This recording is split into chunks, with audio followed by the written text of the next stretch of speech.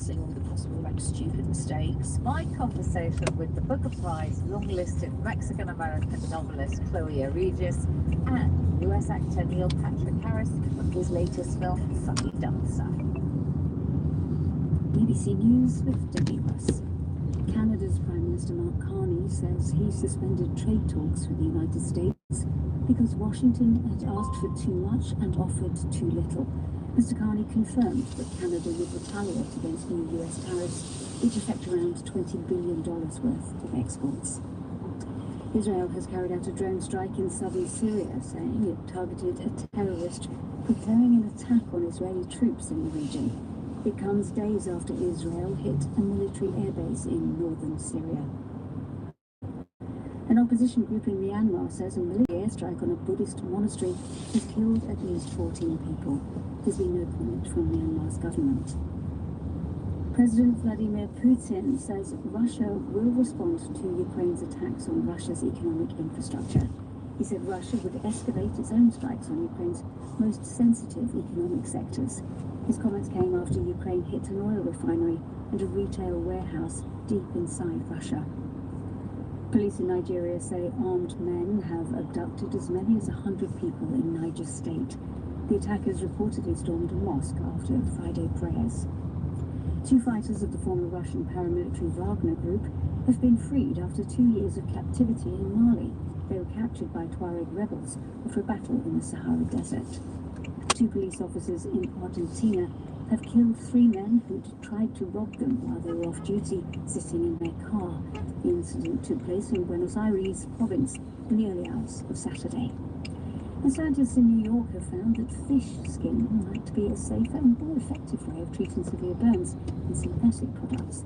The researchers found that exposing burns to the skin of Atlantic cod ahead of skin graft surgery reduced the time patients spent in hospital. That's the latest BBC News.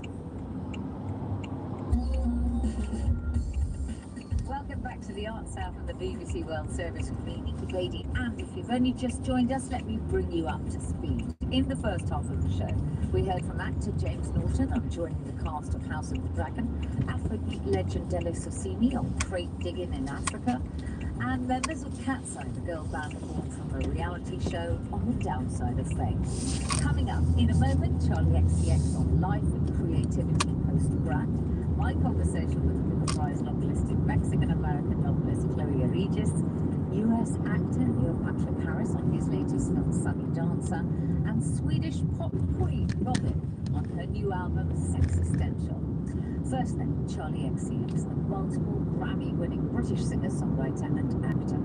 Her massive 2024 album Brat sparked a cultural phenomenon dubbed Brat Summer. It was the most talked about album of the year, and the cover's particular colour of green was everywhere. It was even used by the Democrat team during the US election campaign that year. Charli XCX has since written the soundtrack for Nell's film Wuthering Heights, made her own mockumentary, The Moment, and worked on a new album using fashion film. When Charli spoke to the BBC's Nathan Shepherd about making this new album, he asked her whether she was deliberately trying something totally different, just following her instincts. My pattern as an artist has always been that I kind of make these extreme pivots. I think just when it comes to Brat, more people were engaged with that album than any of my previous records, and so I'm not really kind of like changing my pattern as an artist. Really, I've always been this way, so I don't really feel that I ever have to intentionally do anything. I'm really just following my gut instinct with any of the work that I create.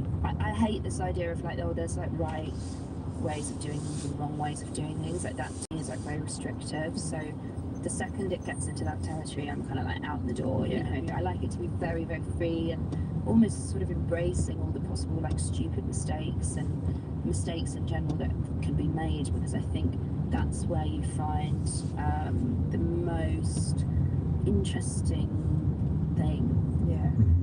And the new record, music, fashion, film, it sees you again returning to work with long-time collaborators A.G. Cook and Finky. What is it about their production work that you return to? I can sort of come to the table with thoughts and you know, think about the way I want to navigate my creative process. And I feel that it's been really awesome that I have these two collaborators who have been, you know, so open and supportive and really sort of down to kind of like go the distance with me, no matter what we're doing. And I think that's why we worked together since I think like 2015 now. And so we just have such a language developed together. And when I was younger, the main thing I wanted, and actually one of the main reasons I even kind of got into music, I suppose, was that I wanted to find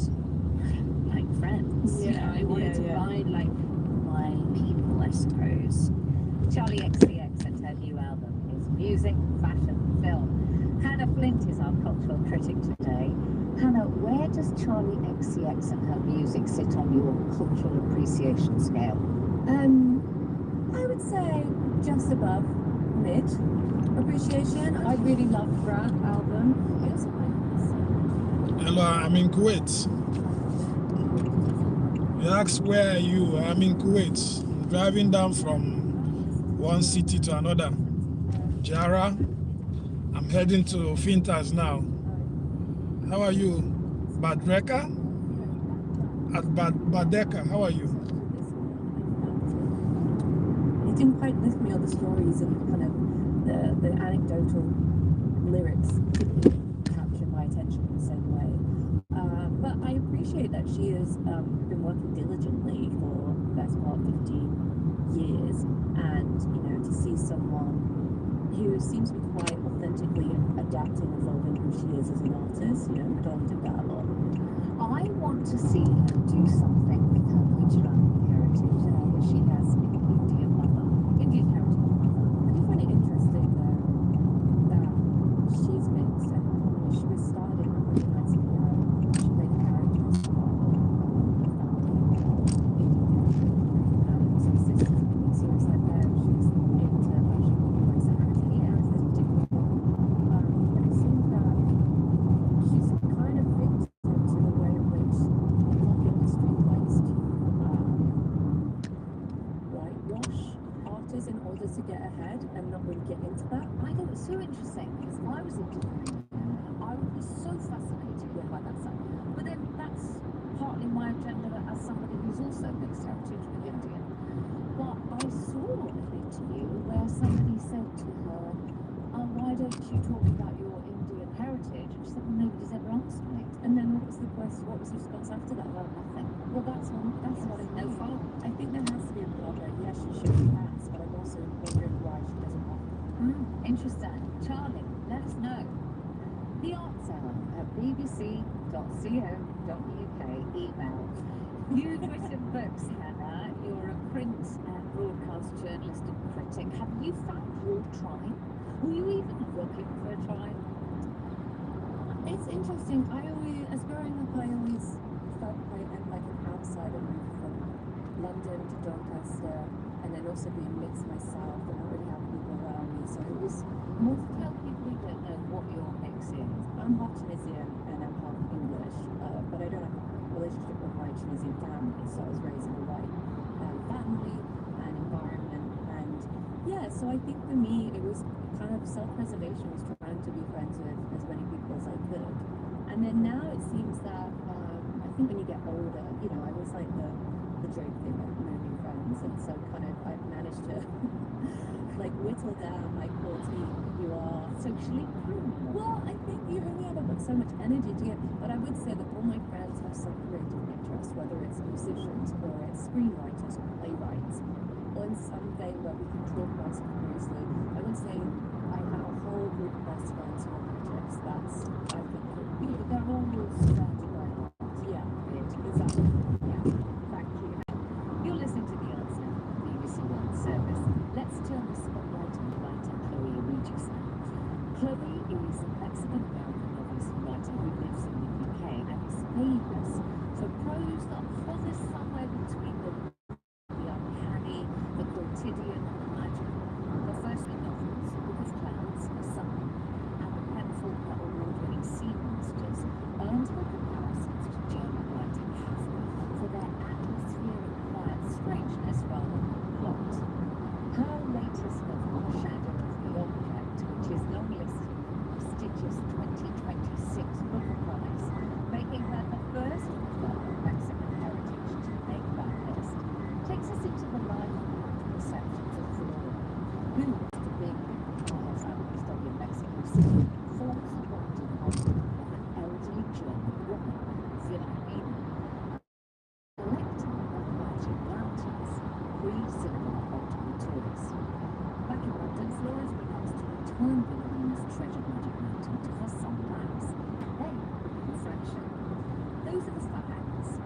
what's in between is so affecting about this book. I'm still sitting with the feelings of this novel, and perhaps that's the point. I asked Chloe to, before we talked about the novel and her writing, explain and paint a picture of what a magic lantern is. Well, they're wonderful piece of practical instruments were invented probably by the Dutch landscape creators in the 1650s.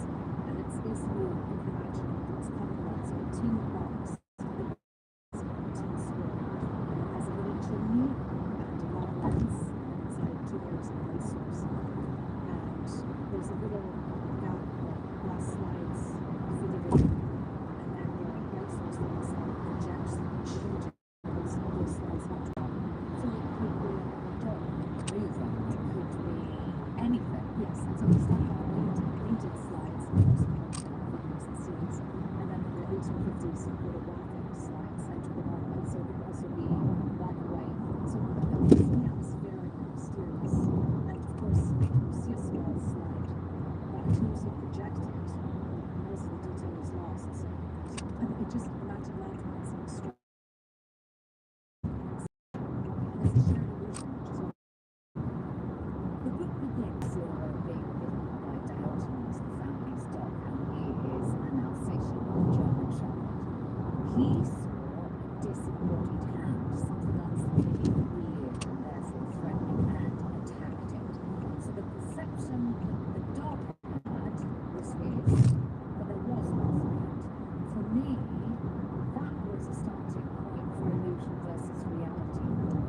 But where did this idea for the dog come from? well, unfortunately, something I lived through. So I did have re-surgery for this hand. Oh my goodness. And so I don't think I would have probably written something like that when I lived it because it's very bad. Yes. And then somehow I wrote it all down because it was such an intense, sort of traumatic experience. But it took me many years to decide how I would use that material and how it could somehow relate to these scenes around me. And it's in light and shadow that Flora first comes across Camina, who's in a wheelchair in the hospital corridor. She's been treated for pneumonia in hospital, but she loves to smoke. Who inspired her, or what inspired you to write her? She is sort of a composite of many friends of my parents in Europe when I was growing up. Because my father's a poet, so I go to poetry festivals and I observe all these rather eccentric, extravagant Europeans. So I think there's Aren't that. there extravagant and eccentric Mexicans as well? Yes, definitely. Yes, that's true. That's it, it's fine. Okay, yeah, no, good point. How much of what you describe, and I read this phrase that you describe your mental cinema, that's when you can't, that makes it into your books and into this book. Well, I think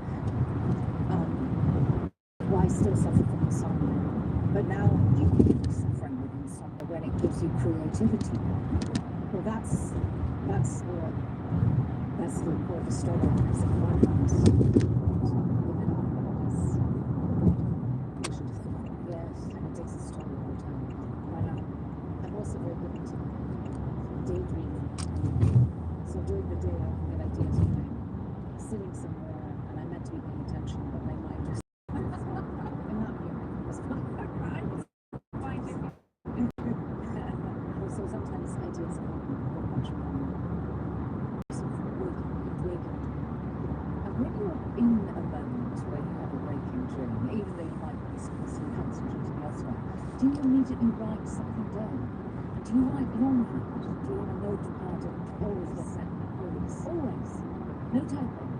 No, well, at home, once I have many notes in my notebooks, I take them out and rearrange them. But that's something having poet father, because from a very early age, he said, write everything down. So I'm always on the notebook. So that's a good question. Actually, we should talk about it. He is a celebrated poet in Mexico, Romero Aridjis. How did he influence or inspire you, Brian, if at all?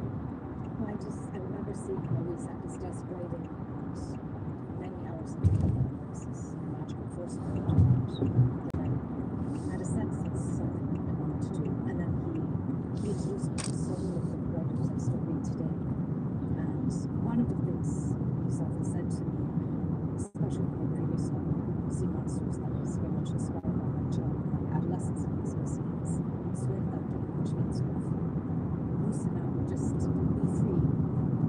especially, not as much as people think, but each of my novels does contain autobiographical material. So one of the main challenges is how to bend and shape all that material into fiction, into something different, and not feel like you're betraying your past or using it differently or change things, because it's actually very difficult. Something that's taken me years, especially with the previous book, just writing, just changing the narrative and taking that creative license. And do you think in English, Spanish, Dutch, what language do you think? My Dutch is primarily English, but around Mexico and Spanish. Right. But do you choose always to write in English? I do, because my father writes in Spanish, and so I very much felt I needed to inform myself abroad in English and genre. If I'd stayed in Mexico, I would always be the genre of very much drama, so it's very important to learn more language. I was just thinking about this because it was so easy to say the Mexican writer, most Mexican writer, and then in the publishing world, it's easy sort of categories often bookstores, readers do. So how do you feel? Well, it's something I think about a lot. It's the people practice. It's playful. Yes. I left Mexico and sometimes using practice to and stuff like that.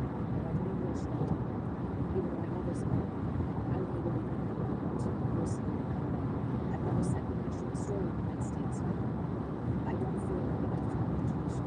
So I feel much more British, so I can't go being Mexican. Yes. Recently asked me if you feel more British Mexican, Mexican American. Well, actually, I feel more British Mexican. I looked at all the else, you know, the accent is very much English. Congratulations on being listed for the Booker Prize. It is so prestigious, and you are apparently the first person with Mexican heritage to be in that list. What does that mean to you, first of all? What does it mean to everybody else from your Mexican side of your life?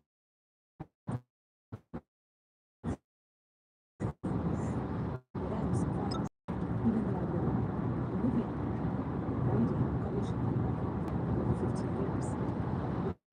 For the first time, I was the part of a cultural conversation. It's like a part of it's surprising. Chloe Aridjis and her latest novel is The Shadow of the Object. You're listening to The Answer from the BBC World Service.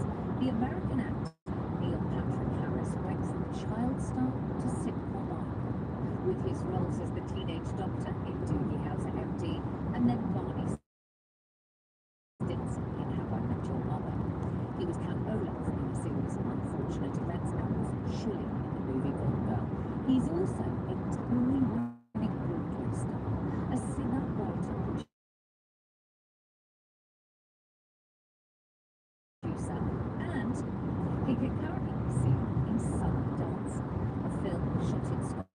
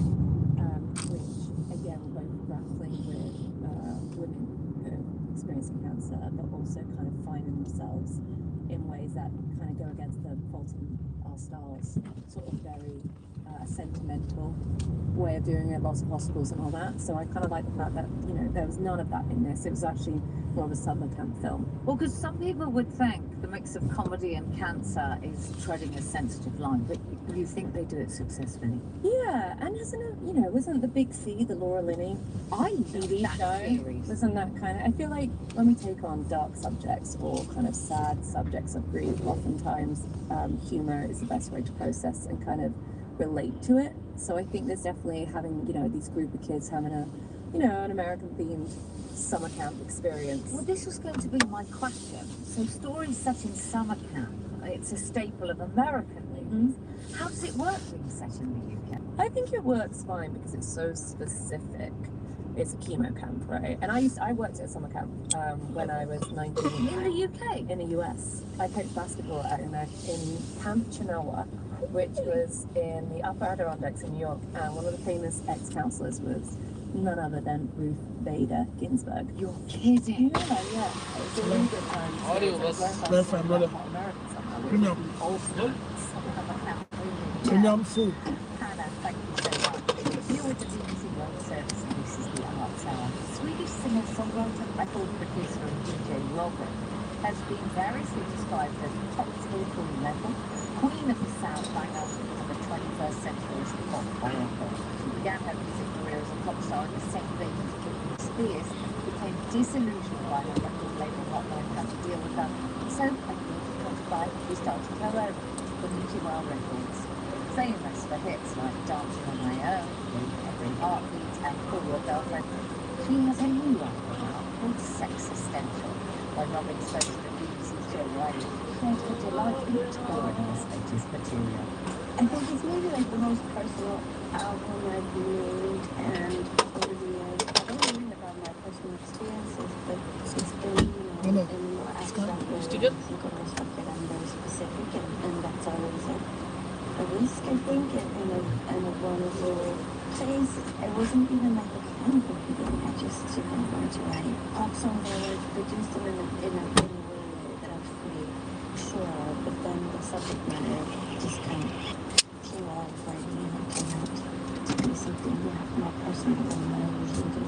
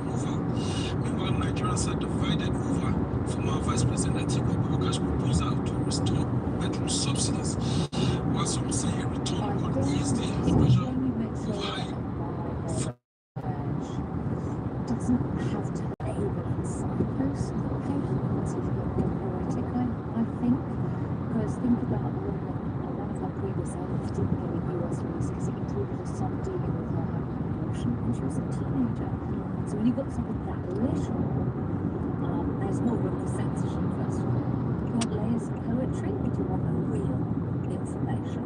don't think that there is a lucky way in which people should be able to articulate their feelings. You know, I think the little girl is so that generations about how she gave a child that she had for adoption. And yes, it's a bit mad, but I think that there is so much more in it. I think that it's obviously like some lives, I think artists should be talking about music the way they can express to senses and taste and emotions. I think choice in a way to switch off if you think it's continuing. Thank you so much, Hannah. And that's it for this week's Start Sale. Thank you for your ears and thank you to both my guests, Chloe Aridjis and Hannah Flint. For now, for me, Nikki Beatty, studio manager Steve O'Neill, and Hart, producer Oliver Jones. See you next week.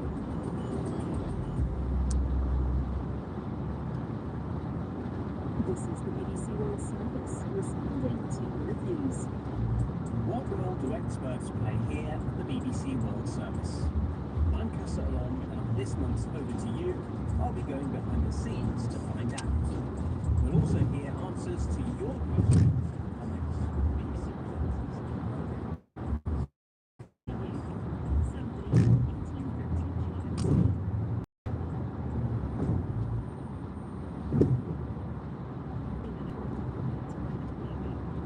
There's no excuse for so this week we get wheelchair basketball famously starred in my piece No Excuses King, known as the American sporting success Inspiring Lives. This is the BBC World Service, radio station.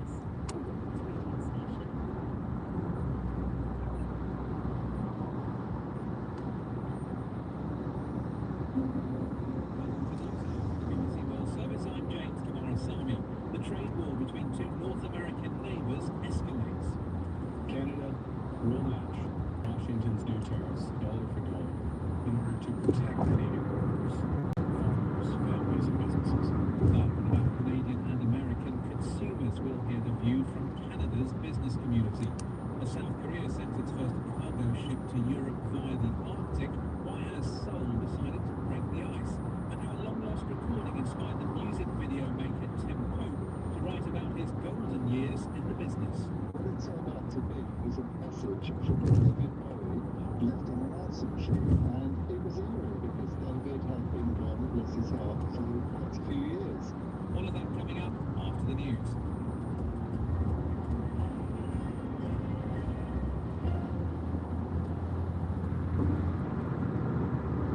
I'm Debbie Ross with the BBC News. Canada's Prime Minister Mark Carney says he suspended trade talks with the United States because he was not prepared to compromise Canada's sovereignty. But he felt Canada was being attacked by the US. Each country accused the other of seeking last-minute changes that made the deal collapse. The US is imposing 50% tariffs on a range of Canadian goods, affecting around $20 billion worth of exports. Here's our North America correspondent, David Weiss. These latest tariffs will affect a diverse array of exports ranging from alcohol to building materials. Together, they constitute around 5% of Canadian exports to the United States. Talks between the two nations broke down only minutes before a US-imposed deadline, and as well as match the US dollar for dollar, Mark Carney accused the United States of trying to break Canada so it could own the country. President Trump has repeatedly proposed that the US annex Canada and make it the 51st state. Israel has carried out a drone strike in southern Syria, saying it targeted a terrorist preparing an attack on Israeli troops in the region. Media in Damascus say several people were injured in the strike on a delivery vehicle. Helen Nell reports from Jerusalem. Syria condemned the Israeli attack near the village of Bet Jin as a flagrant violation of its sovereignty and international law. The rural area is close to where Israeli forces are occupying part of southern Syria and has previously been hit in the past year. The Israeli military said it had targeted a terrorist in the final stages of preparing attacks. The latest strike comes days after Israel struck a military airbase in northern Syria, claiming that Turkey was set to deploy forces there in violation of Israeli agreements with Damascus. The opposition group says a military airstrike on a Buddhist monastery in the central skyline region has killed at least 14 people, including 3 women. It said bombs fell as the monastery suffered a meditation retreat. 20 people were injured, some of them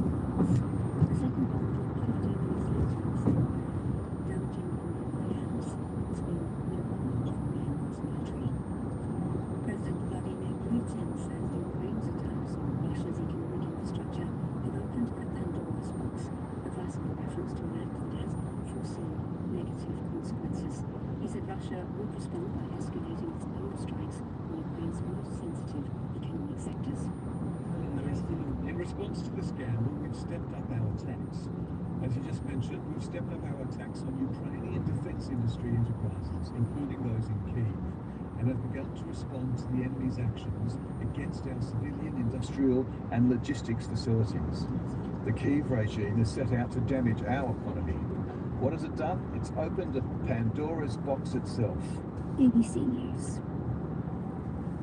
The Taliban supreme leader has approved a new police law that bans public demonstrations across Afghanistan and expands the power of police, including giving them broader authority over arrests, security operations and the treatment of suspects. The maximum period of detention for demonstrations has tripled to 10 days. Police in Nigeria say as many as 100 people have been abducted by armed men in the central Niger state. The attackers reportedly stormed a mosque in the Jahra district after Friday prayers. 2 police officers in Argentina have killed a group of men who tried to rob them while they were off duty sitting in their car.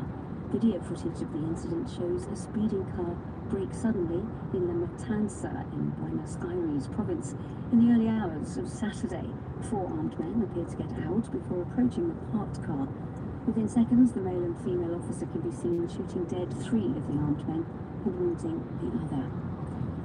Scientists in New York have found that fish skin may be a safer and more effective way of treating severe burns than synthetic products containing collagen.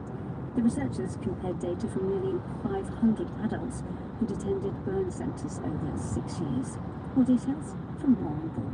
Before having skin graft surgery, many burns patients are given a temporary wound coverage to prepare the area and manage infection risk.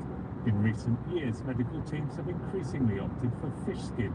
The researchers found that exposing burns to the skin of Atlantic cod ahead of surgery resulted in patients spending on average 12 days fewer in hospital and having a lower chance of sepsis or other complications compared with other treatments. This may be due, they say, to cod skin containing omega-3 fatty acids that trigger just the right amount of inflammation to assist the healing process. Warren Ball reporting. BBC News.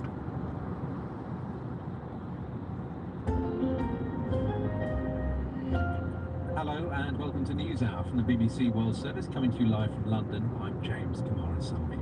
The negotiations were intense but ultimately fruitless after hopes were raised at the 11th hour that the United States and Canada could strike a deal that would avert a new round of tit-for-tat tariffs. The talks that went into extra time did not yield results. And so from 1 minute past midnight local time, US Customs and Border Protection officials have been authorised to collect new import taxes of 50% on a range of Canadian imports, totaling around $20 billion. That is in addition to the already existing tariffs on Canadian products, including steel and aluminium. The US Trade Representative James Greer said the Canadians have walked away from an offer he described as the best treatment of any exporter to our market, which the Canadian Prime Minister Mark Carney has characterised rather differently. He said the terms of the deal were not good enough for Canada and he announced retaliatory measures. Canada will match Washington's new tariffs dollar for dollar in order to protect Canadian workers, farmers, families and businesses. Our response will be concentrated in sectors such as steel, dairy, appliances, agricultural equipment, pulp and paper, and electronics. Also include products that are currently subject to unjustified Section 232 and 338 tariffs. This is a focused response to protect and defend our industries and allow them to compete with U.S. products in the Canadian market. Mr. Carney went on to place the escalation of the trade war between the two neighbours in the context of wider policy changes in Washington that he's been talking about for some time. We've been under no illusions. We recognized from the start that America has changed. Early last year in this room, I observed that the decades-long process of steadily increasing integration between our economies was wrong. Our government understood before many that America would transform all of its commercial relationships and would put a series of tariffs on its closest allies and use economic integration as a weapon. We recognize that sometimes its signature was written in pencil. We'll speak now to Andrew DiCapua, who's the principal economist at the Canadian Chamber of Commerce and joins us live now from Toronto. Welcome to News Hour. I wonder what your reaction is to the fact that these talks have broken down and we have another round of tariffs. Hey James, good to be with you. Well, what we're feeling here is that, unfortunately, we've been racing to the finish line and we were unable to cross the finish line. Unfortunately, we've sort of we're in this tit for tat tariff situation, and this was all supposed to be a deal before the real deal, right? It was renegotiating our trilateral agreement, Canada-US-Mexico agreement, and that was to strengthen North American competitiveness on a number of different sectors to allow us to continue to trade more with each other. Unfortunately, the talks were not successful, and this adds more uncertainty to the Canadian business community that has already been sort of feeling that over the past year. How is that going to manifest itself? Well, in terms of the overall percent, the value that's being hit at 50%, it's about $20 billion. 5% of our exports to the United States. It's about 0.4% of GDP. It's not going to take a huge hit to the economy, but for those sectors, for those businesses that it is impacting, 50% makes them significantly uncompetitive, and it's going to be significant for those specific sectors. So it's these new tariffs effectively widen that aperture, that tariff aperture, whereas before it was very much concentrated in a few sectors the president wanted to reshore and bring back to the United States. What about consumers? Are they going to feel the difference? Yeah, well, this is the whole thing, right, with the president's tariff strategy. This, doing business with the United States has become more costly, right? It's also become more risky. The cost of doing business in the United States is going to go up. It already has gone up. The U.S. inflation rate, depending on which measure you look at, is running at above 3%, right? So, you have a central bank there that is now considering raising interest rates, tightening, raising the cost of borrowing there. And now, on the Canadian side, we have, of course, Prime Minister Mark Carney is trying to put pressure on the Americans, and we've got retaliatory tariffs, dollar for dollar, that are set to take effect just after Labor Day. That'll add to the cost of, Canadians. So it's an unfortunate situation, and it makes us all worse off. As you say, the actual percentage of products that are affected by this round of tariffs is great, but is it more the symbolism? Is the fact that this is broken down and when it looked just a few days ago, perhaps a deal will be done. This relationship, the overall relationship, is not getting any better, is it?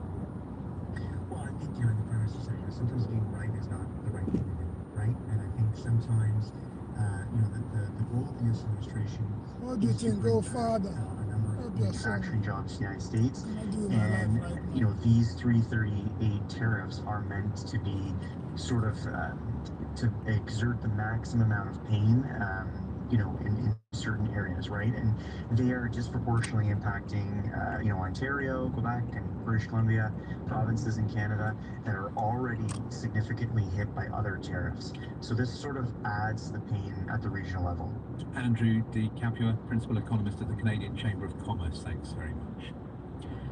Now, President Putin said today that Ukraine's attacks on Russia's economic infrastructure have opened a Pandora's box. The Russian leader vowed to hit back at Ukraine's most sensitive economic sectors a day after a Russian drone strike on a shopping centre in central Ukraine killed 16 people. And as Ukraine has claimed to have hit a major Russian oil refinery in the city of Samara. Weeks of Ukrainian attacks on Russia's energy and online shopping infrastructure are certainly bringing the impact of the war into the homes of the Russian public, as well as into their petrol tanks. As our Russia editor Steve Rosenberg reports now from Moscow.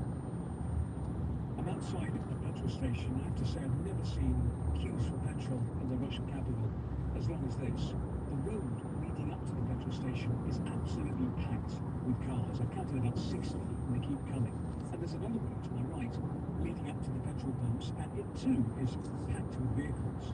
But at least the sign here is saying that there is petrol right now in this place. Many of the petrol stations in Moscow right now are empty.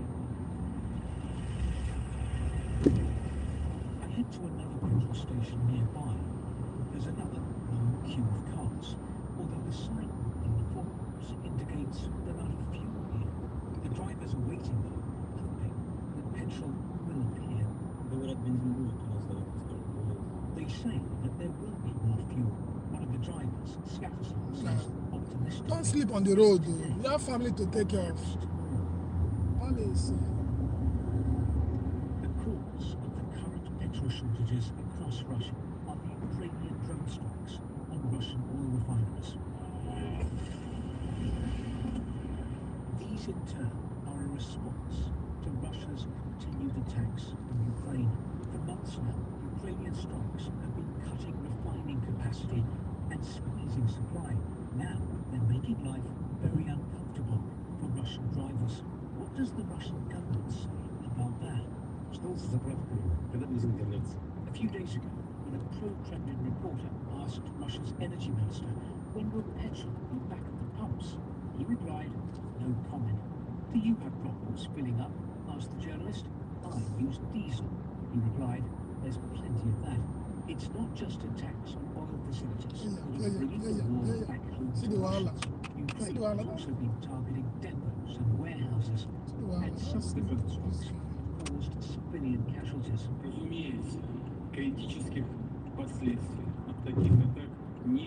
Yet this week, President Putin insisted there are no critical consequences from such attacks. There have not been, and there cannot be. Maybe he is trying to hypnotize himself, that everything is okay. It looks like he believes in his own words. Andrei Kolesnikov is a columnist for the independent news outlet Novaya Gazeta. He claims that something is happening now in Russia that never used to. Increasingly, Russians are blaming the man at the top. Putin was untouchable. Now it is not so. He also shares responsibility for what is happening with the economy, with the social life, with everything around us. Not for everyone. For a big bunch of people, he's still a symbol of victorious, glorious war. But let's say average Russian doesn't accept the idea that Putin is untouchable right now. He's also responsible for all this stuff. Where is the end of this war? Why we are so unsuccessful? Why we have this petrol crisis? Why we are somewhere nearby where economic crisis is? A lot of questions without answers. Just about the corner from the petrol stations I've been to, I discover another queue. This time, not for petrol, but for candy floss. It's a patriotic street party for Russian flag.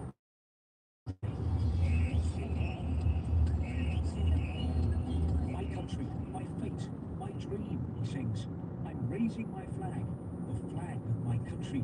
Red, blue and white Russian tricolors are being handed out to passers-by. In Russia, they may be low on petrol, but there is a never-ending supply of patriotism here. Amid all the problems, the authorities want Russians to rally round the flag. We live in a wonderful country, she says, and Russia will always be victorious.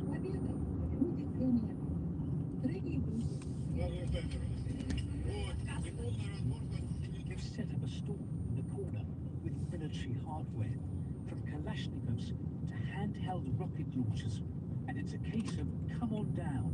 Everyone's welcome to pick up and pose with the weapons. There are children here doing just that, but guns and patriotic folk don't make difficulties disappear.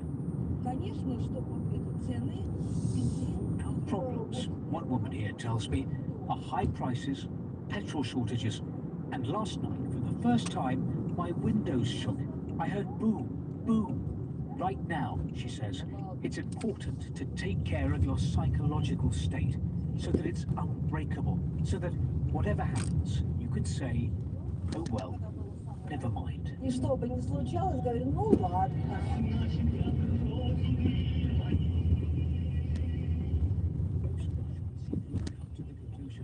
That there is nothing they can do to change what is happening around them.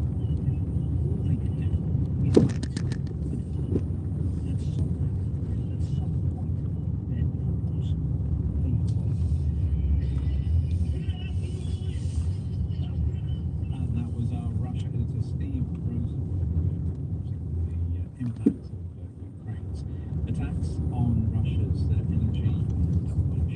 infrastructure. And you can catch up with everything you hear on this program if you miss live editions on our podcast, which we update twice a day, 7 days a week. Just look for BBC NewsHour podcast in your search engine. You're listening to NewsHour on the BBC World Service.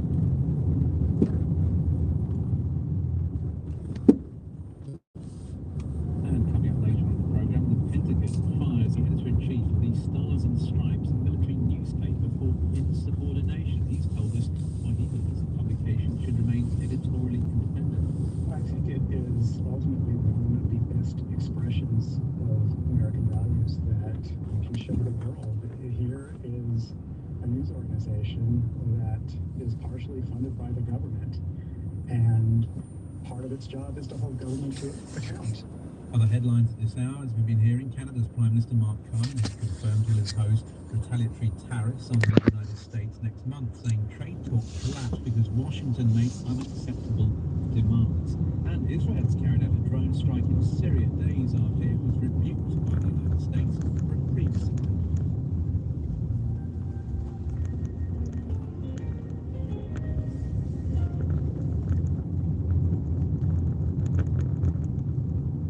You're listening to the BBC World Service. This is NewsHour, coming to you live from London with James Norris.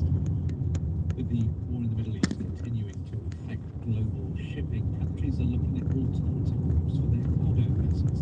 Today it was confirmed that the Robyn Star is undertaking the first voyage to Europe via the Arctic by a ship from South Korea. The test voyage to test the viability of it is, in theory, quicker and safer than using the Strait of Hormuz or the Red Sea, but which also comes with its own challenges.